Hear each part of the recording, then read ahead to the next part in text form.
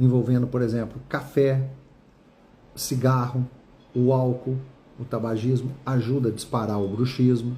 O café, gente, o café que todo mundo acha que, né, é saudável e tudo, pessoas que têm bruxismo devem evitar o café.